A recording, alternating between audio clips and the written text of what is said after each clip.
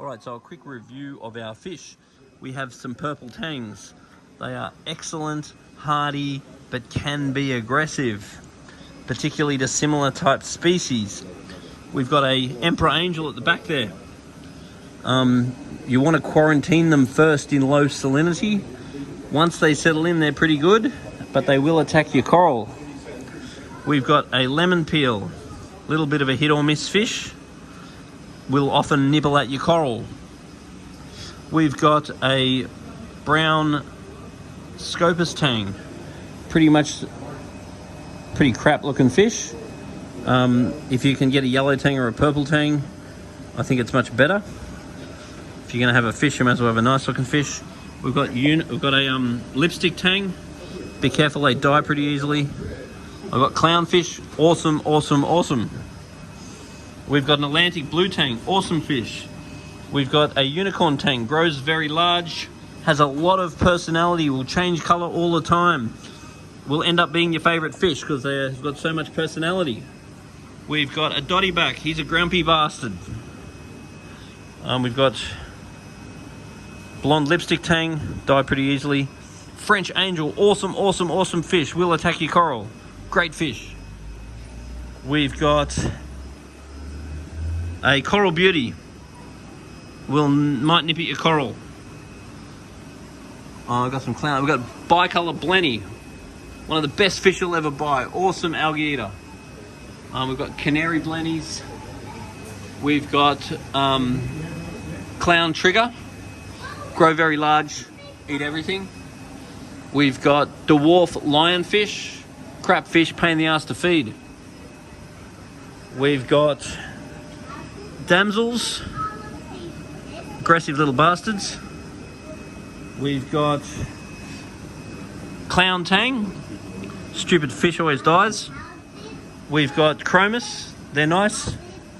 We've got sailfin tangs, absolutely beautiful fish. They do grow big, they're beautiful.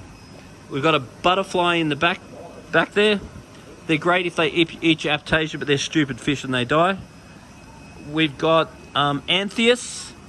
Most people can't keep anthias because they need to feed very regularly.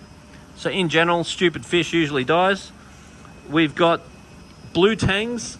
When they settle in, they're absolutely beautiful, but they tend to be white spot magnets.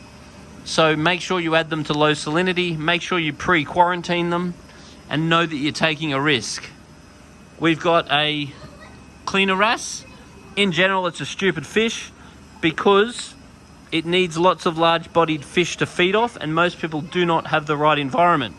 So if you buy it, expect it to die. We've got a little fox face down there in the corner. They're a pretty cool fish. They might nibble on some of your coral. Got a bunch of clownfish up there. They're excellent. And let's see what we've got over the other side. Some beautiful clownfish, fairy wrasse, normally die. We've got goldhead sleeper gobies. They are great keeping your sand clean, but they usually die. We've got a nudie branch, generally a stupid idea, usually don't do well. We've got boxfish, often don't do well.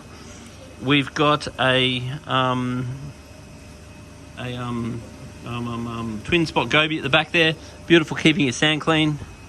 Not easy to keep, often starve. Got an eel. Make sure there's no holes in your lids because you'll get out and get on the floor. And we've got a big grumpy cod. Probably better off in the fry pan. We've got little dartfish.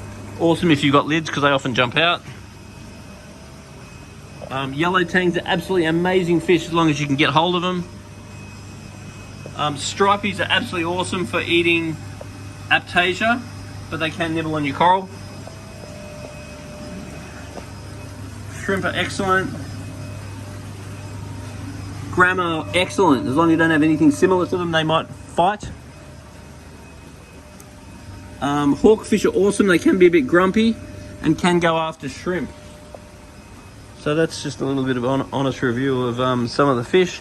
as you can hear from this video, here you go, this guy here, generally inappropriate for most people's tanks. They grow way too big, the coral cods.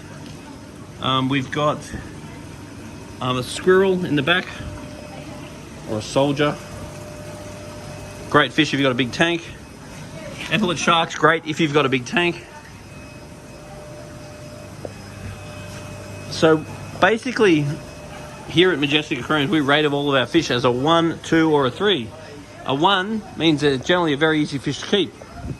A 2 means that they're not always easy to keep. And a 3 means they're not easy to keep.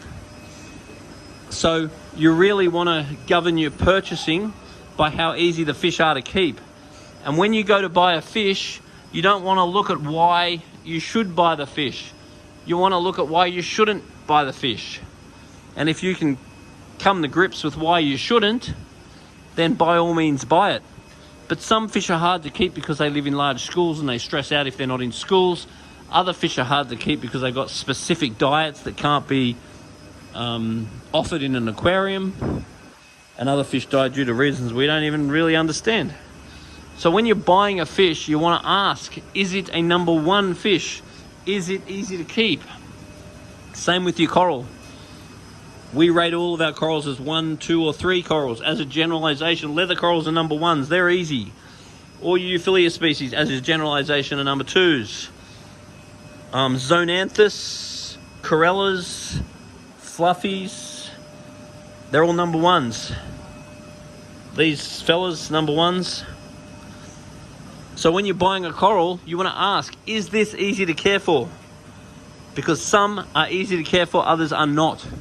You want to know that before you buy them. Do not just take home a coral or a fish unless you've done a bit of research on how easy it is to look after.